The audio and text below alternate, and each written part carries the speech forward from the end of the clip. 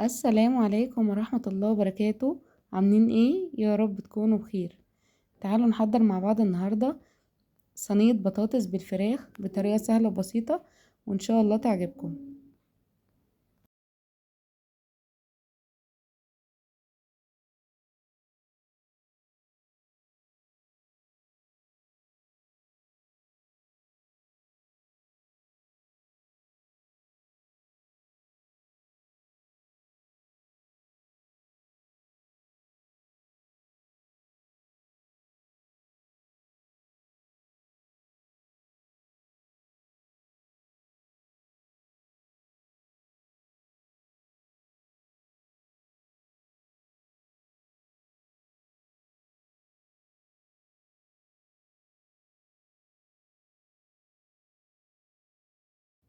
يلا بينا نشوف مكوناتنا ايه.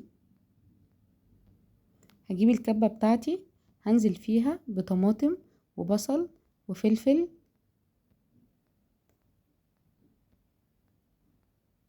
هنزل عليهم بمعلقة ملح صغيرة وفلفل اسود.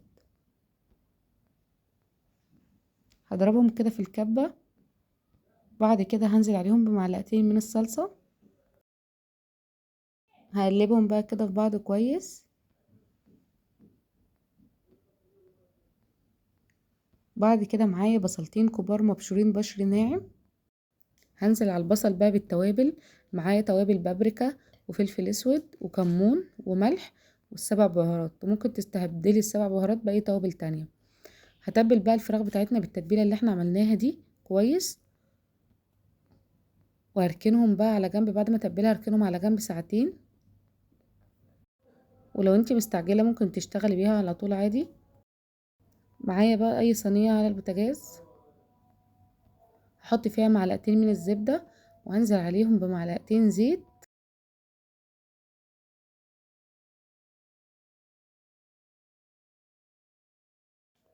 ادي بقى للفراخ بتاعتنا لون كده في قلب الزبده.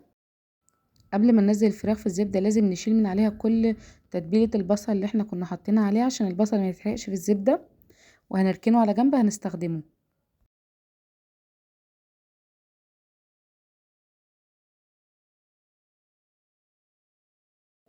هديها لون من الجنبين. اول ما تاخد لون من الجنب ده هقلبها على الجنب التاني تاخد برضو لون.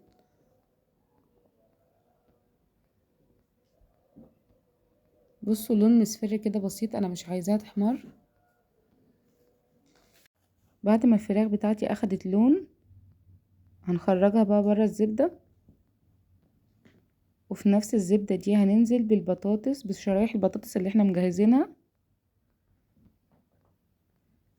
هنديها بقى لون كده، نعمل لها غلاف عشان البطاطس بتاعتنا ما تتكسرش ولا تتهري.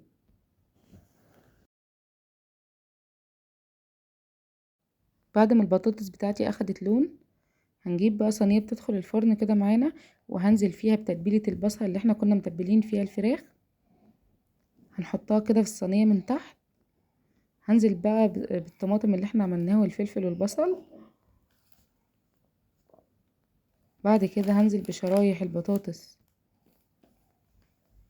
هنقلبهم كده.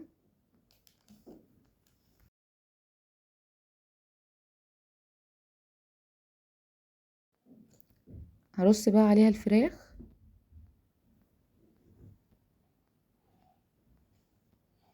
وهنزل بالتتبيله بتاعتي.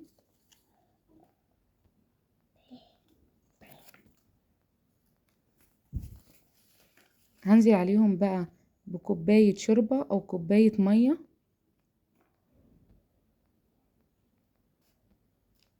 وهغلف بقى الصينيه بتاعتنا بورق فويل. هحطها على البوتاجاز كده اول ما تبتدي تغلي، وبعد كده ادخلها الفرن واوطي عليها واسيبها لحد ما تستوي. بصوا انا كده خرجتها، بصوا شكلها عامل ازاي ومستويه، والفراخ دايبه يا جماعه. جربوا الطريقه دي وان شاء الله هتعجبكم. واللي عجبه الفيديو يشترك معايا في القناه. وبكده خلص الفيديو معانا، والسلام عليكم ورحمه الله وبركاته.